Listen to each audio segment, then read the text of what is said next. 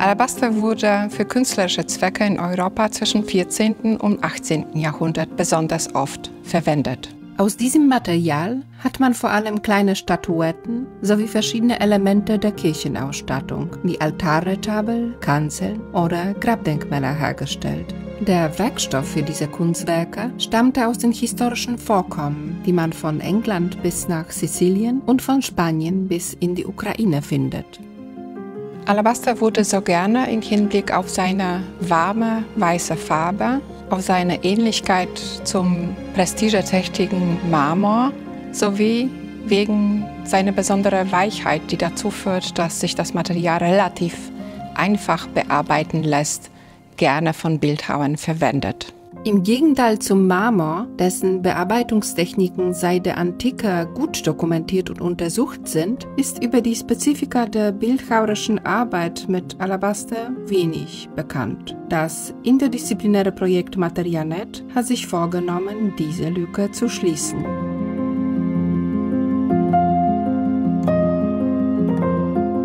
Das Material Alabaster, mit dem wir uns in dem Projekt Materianet so intensiv beschäftigen, ist für den Geologen nichts anderes als das relativ verbreitete Mineral Gips oder sein wasserfreier Bruder Anhydrit. Diese Mineralien können Lagen bilden, Bänke, wie wir das im Hintergrund sehen, oder aber auch Knollen, wie die Pflaumen im Pudding, die in den tonigen Mergelgesteinen stecken.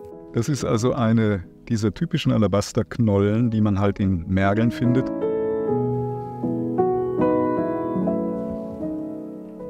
Alabaster als Bildhauermaterial hat eine absolute Sonderstellung. Einerseits ist Alabaster überhaupt nicht wetterbeständig als Stein. Zum anderen lässt sich Alabaster mit quasi jeder Art der klassischen Bildhauerwerkzeuge bearbeiten.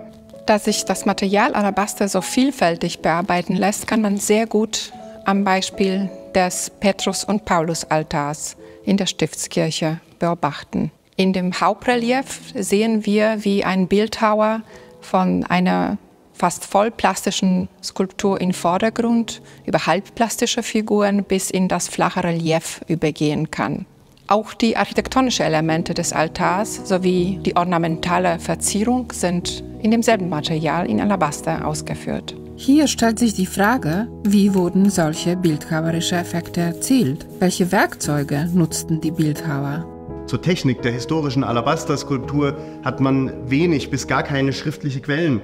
Und unsere Möglichkeit, uns der historischen Technik zu nähern und dem Werkzeuggebrauch zu nähern, ist die Suche und das Interpretieren von Werkzeugspuren an der historischen Alabaster-Skulptur. Und das haben wir im Rahmen unseres Forschungsprojektes jetzt relativ intensiv gemacht und konnten da zum einen sehr viele regionale Unterschiede feststellen und konnten aber auch sehen, dass der Alabaster aus ganz unterschiedlichen bildhauerischen Richtungen verarbeitet wird. Also sowohl Holzbildhauerwerkstätten als auch Miniaturen- oder Steinbildhauerwerkstätten. Aber natürlich ist auch davon auszugehen, dass es reine Alabasterwerkstätten gab, die sich ausschließlich auf Alabaster spezialisiert haben und trotzdem auch ganz unterschiedliches Werkzeug verwendet haben. Im Verlauf unseres aktuellen Forschungsprojekts habe ich ganz viele verschiedene Alabaster-Sorten und natürlich auch alle unterschiedlichen Werkzeuge, die mir zur Verfügung stehen, ausprobieren können. Und es war und ist unglaublich spannend, wie ich mich da der historischen Alabaster-Skulptur und dem Verständnis der historischen Arbeitsweise nähern konnte.